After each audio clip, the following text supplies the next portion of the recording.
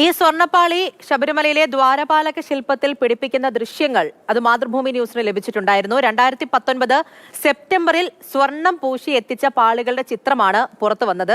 Sponsor Unnikrishnan പോറ്റിയും Devaswom ജീവനക്കാരും ഒക്കെ ഈ ചിത്രത്തിലുണ്ട്. ശബരിമലയിലെ സ്വർണത്തിന്റെ മൂല്യനിർണ്ണയം നടത്തി കണക്കുകൾ ഹൈക്കോടതിയിൽ ഹാജരാക്കിയിട്ടുമുണ്ട്.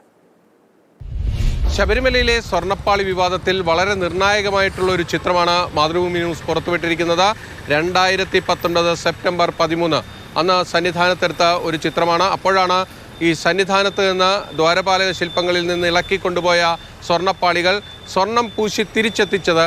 അത് ഫിറ്റ് ചെയ്യുന്ന ദൃശ്യങ്ങളാണ് ഇത്. ഇതിലേറ്റവും പ്രധാനപ്പെട്ടത് സ്പോൺസറായ ഉണ്ണികൃഷ്ണൻ പോറ്റിയാണ് പച്ച കുർത്തയിട്ട് ആ ചിത്രത്തിലുള്ളത്. അദ്ദേഹത്തിൻ്റെ മുൻപിലും പുറകിലുമായി നിൽക്കുന്നത് ശബരിമലയിലെ അന്നത്തെ എക്സിക്യൂട്ടീവ് ഓഫീസറും അഡ്മിനിസ്ട്രേറ്റീവ് ഓഫീസറുമാണ്. അതോടൊപ്പം തന്നെ ഉണ്ണികൃഷ്ണൻ പോറ്റിയുടെ ചില സഹായികളെയും ഒക്കെ തന്നെ ആ ചിത്രത്തിൽ കാണാം. ഈ ചിത്രത്തിൻ്റെ പ്രത്യേകത എന്തെന്ന് വെച്ചാൽ ഇതിൽ പല സംശയങ്ങളുമുണ്ട്. സ്വർണ്ണപ്പാളികൾ 2019 ഇളക്കിക്കൊണ്ടുപോയി അത് ഉണ്ണികൃഷ്ണൻ പോറ്റി ഏതാണ്ട് ഒരു മാസത്തോളം കൈവശം വയ്ക്കുന്നു.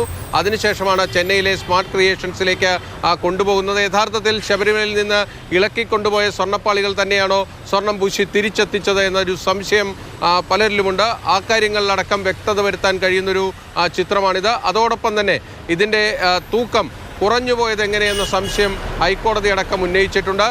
ചെന്നൈയിൽ കൊണ്ടുപോയി ഇത് സ്വർണം പൂശി തിരികെ കൊണ്ടുവന്ന് അത് തൂക്കിയ ശേഷമല്ല സന്നിധാനത്ത് പിടിപ്പിച്ചിരിക്കുന്നത്. അങ്ങനെ ഒരുപാട് ദുരൂഹതകൾ നിലനിൽക്കുന്ന ഒരു സംഭവത്തിലെ നിർണായകമായൊരു ചിത്രമാണിത്. മറ്റൊരു പ്രധാനപ്പെട്ട കാര്യം ശബരിമലയിലെ സ്വർണത്തിൻ്റെ മൂല്യനിർണ്ണയവുമായി ബന്ധപ്പെട്ടാണ്.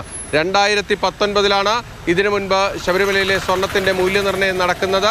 ആ മൂല്യനിർണ്ണയത്തിലേക്ക് പോയത് തന്നെ ഒരു രസകരമായ ഒരു സംഭവമാണ്. കാരണം ഇത് ശബരിമലയിലെ സ്വർണമെല്ലാം സൂക്ഷിച്ചിരിക്കുന്നത് ആറന്മുളയിലെ ഒരു സ്ട്രോങ് റൂമിലാണ്. ആ സ്ട്രോങ് റൂമിൻ്റെ ചുമതലക്കാരനായിരുന്ന സബ് ഗ്രൂപ്പ് ഓഫീസർ അന്നത്തെ ഡി മോഹനൻ എന്ന ജീവനക്കാരൻ അദ്ദേഹം വിരമിച്ച ശേഷം വിരമിക്കൽ ആനുകൂല്യം അദ്ദേഹത്തിന് കിട്ടാത്തൊരു സാഹചര്യം ഉണ്ടാകുന്നു. കാരണം പകരക്കാരൻ ചുമതല ഏറ്റെടുക്കാൻ വിസമ്മതിക്കുന്നു. കണക്കെടുപ്പില്ലാതെ ചുമതല ഏറ്റെടുക്കില്ല എന്ന് പകരക്കാരൻ വാശി പിടിക്കുന്നു. അങ്ങനെ ആ വിഷയം ഹൈക്കോടതിയുടെ മുന്നിലേക്ക് എത്തിയപ്പോഴാണ് ശബരിമലയിൽ ഏതാണ്ട് 10-27 വർഷങ്ങൾക്ക് ശേഷം സ്വർണത്തിൻ്റെ മൂല്യനിർണ്ണയം നടന്നത്. അന്ന് ഏതാണ്ട് 22ഓളം സാധനങ്ങൾ അതിൽ വ്യക്തതയുണ്ടായിട്ടില്ല എന്ന് കോടതിയിൽ നൽകിയ രേഖയിൽ തന്നെ പറയുന്നുണ്ട്. പിന്നീട് ചില നഷ്ടപരിഹാരമൊക്കെ വാങ്ങിയാണ് ആ പ്രശ്നത്തിൽ പരിഹാരം പിന്നീട് ദേവസ്വം ബോർഡ് കണ്ടെത്തുകയും ചെയ്തത്.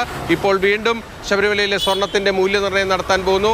റിട്ടയർഡ് ഹൈക്കോടതി ജഡ്ജിയെ ഹൈക്കോടതി ചുമതലപ്പെടുത്തിയിരിക്കുന്നു. അങ്ങനെ ഒരുപാട് കാര്യങ്ങളാണ് ഈ ശബരിമലയുമായി ബന്ധപ്പെട്ട ദുരൂഹതകളിൽ വ്യക്തത തേടി വരുന്നത്. കൊച്ചിയിൽ നിന്നും ബിനിൽ, മാതൃഭൂമി ന്യൂസ്.